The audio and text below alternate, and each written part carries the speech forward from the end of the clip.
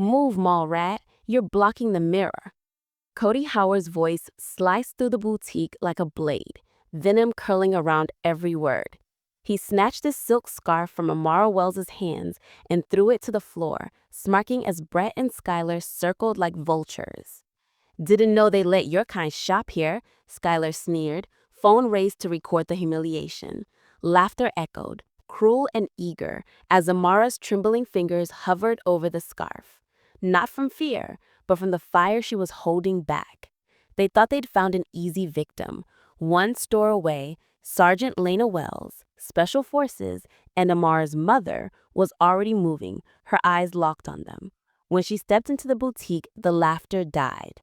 The boys froze, their mockery turning to silence beneath the steady stare of a soldier who'd ended real wars. Before we go any further, comment where in the world you are watching from and make sure to subscribe because tomorrow's story is one you don't want to miss. The morning sun streamed through the glass ceiling of Riverstone Galleria, casting warm patches of light across the polished floor. Amara Wells folded the last cashmere sweater with practiced care, smoothing its soft surface before adding it to the neat stack on the boutique's display table. Her favorite R&B playlist hummed through her earbuds, making the final task of her shift flow like a gentle dance. "That's the last one," she said to Maya Kim, who was arranging jewelry at the counter nearby. "I can't believe how many people tried on this sweater today." Maya grinned, adjusting a row of delicate necklaces. "I know, but you're so patient with them. I would have lost it after the third person left it in a ball in the changing room." Amara shrugged, unable to hide her smile. "Mom always says discipline isn't just for the easy moments." She checked her phone. 11:58 a.m. Perfect timing.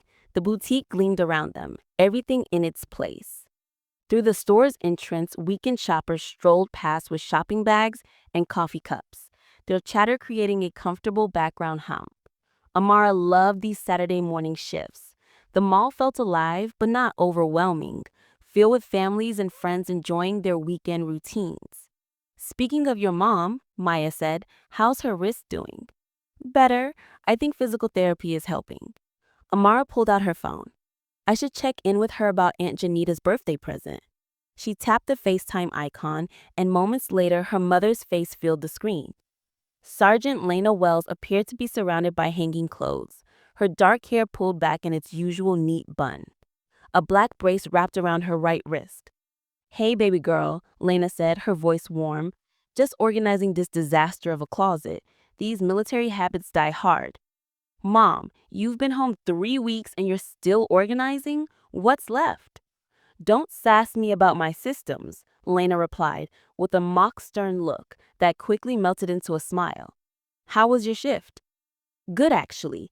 I wanted to ask, is it okay if I look for Aunt Geneva's scarf now? The new shipment just came in, and they have those silk ones she likes." Maya popped her head into the frame. "Hi, Sergeant Wells. I can help Amara pick something out. We got some really beautiful patterns today." "Maya, honey, how many times do I have to tell you to call me Lena?" She adjusted the phone, revealing more of the meticulously arranged closet behind her. "And yes, Amara, that's perfect timing. Your aunt's been dropping hints about those scars for months." "More like announcing it at every Sunday dinner." Amara laughed. "How's the wrist today?" Lena flexed her hand carefully. "Better. PT's rough, but you know me. One goal at a time, steady progress." She demonstrated her improved range of motion. "The therapist says I'm ahead of schedule." "Because you never skip your exercises," Amara said proudly. She'd watched her mother approach recovery with the same focus she brought to everything. Methodical, determined, no shortcuts. "That's my girl, always keeping me accountable." Lena's eyes softened. "You need my card for the scarf?" "No, I've got my birthday money from last month. I wanted to get this one myself."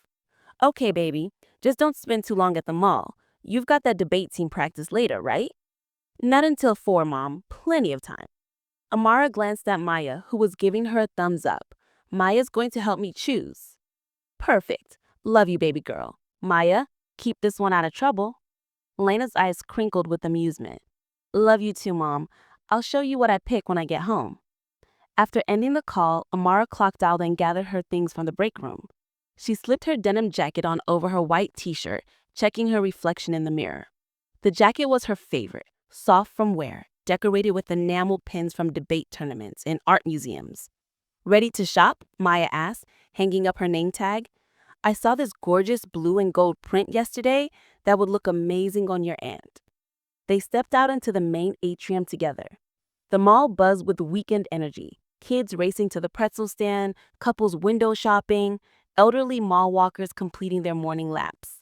Sunlight poured through the massive skylights, making the marble floors gleam. Which section had the new scarves?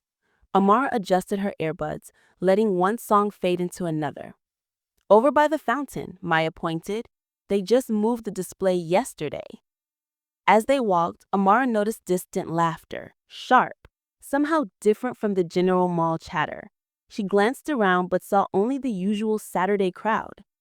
Shrugging it off, she followed Maya toward the scarf display, already picturing how pleased Aunt Geneva would be with the perfect gift. The scarves hung in elegant rows, a rainbow of silk and chiffon. Amara reached out to touch a midnight blue one with intricate gold threading woven through it. Behind her, that same strange laughter floated past again, but she was too focused on the beautiful fabrics to pay it much attention. Amara ran her fingers over the silk scarves, each one a different shade and pattern. The midnight blue one with gold threading caught her eye. Elegant but not flashy, exactly Aunt Geneva's style. Maya held up a deep purple option with silver accents. What about this one? Maya asked. It would look amazing with her church suits. That strange laughter echoed again. Closer now. Amara turned and found herself face to face with Cody Hauer. He held his phone up, camera pointed directly at her. Brett and Skylar flanked him, smirking. Security check, Cody announced, loudly, his voice dripping with fake authority. We've got reports of suspicious activity in this area. Amara's stomach tightened, but she kept her face neutral. Other shoppers glanced their way, then quickly looked away. She tried to step around them, but Brett shifted to block her path. Excuse me, Amara said firmly. I'm shopping. Oh, shopping? Cody's eyes widened with exaggerated concern. These are pretty expensive scarves. You sure you can afford something like this? He crept up Amara's neck, but her mother's voice echoed in her head. Stay calm. Assess the situation. Maintain control. I work here, she said evenly. Now please, move. Working here doesn't mean you can afford it, Brett chimed in, adopting an awful imitation of a mall security guard's voice. Mind if we check those pockets? Just protocol, you understand. Skylar giggled, phone steady in her hands. It's just a joke. Why so serious? Mai stepped forward, her voice shaking slightly. Leave her alone. We both work here and we know the real security guards. Brett's hand shot out, shoving Maya's shoulder hard enough to make her stumble. Nobody asked you. Don't touch her, Amara warned, her palm starting to crack. She reached for her phone, but Brett was faster. With a quick motion, he knocked her hat off. It hit the floor with a soft pat. There, now you look honest, he sneered. The mall's chatter continued around them, but Amara heard only the blood rushing in her ears. She bent down slowly, deliberately, and picked up her hat.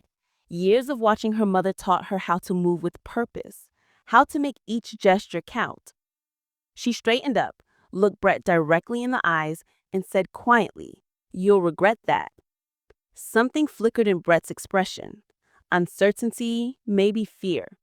But Cody just laughed louder. Ooh, is that a threat? Better get that on camera, Sky. Perfect angle, Skylar confirmed, still filming. Amara clutched her hat tight, scanning for mall security or any adult who might help. But the nearby shoppers had drifted away, leaving this corner by the scarves oddly isolated. Come on, she said to Maya, trying to push past them again. Let's go. But we're not done with our security check. Cody grabbed her braid, yanking her backwards. Pain shot through her scalp. Her phone slipped from her hand, clattering to the floor. The screen lit up, still recording from her earlier call with her mom. Stop it! Maya's scream cut through her mall noise. Help! Somebody help! But Cody and Brett were already dragging Amara towards a service corridor, their grips painful on her arms. Skylar followed, still recording, her laughter now holding a nervous edge. The bright mall lights gave way to fluorescent bulbs. The temperature dropped several degrees. Gone were the weekend shoppers, the cheerful music from stores, the safe feeling of being in public. Now it was just Amara, three bullies, and a dark corridor stretching ahead. The air felt different here, heavy with threat and hidden from view. Maya's scream seemed to fade behind them, muffled by the service door swinging shut.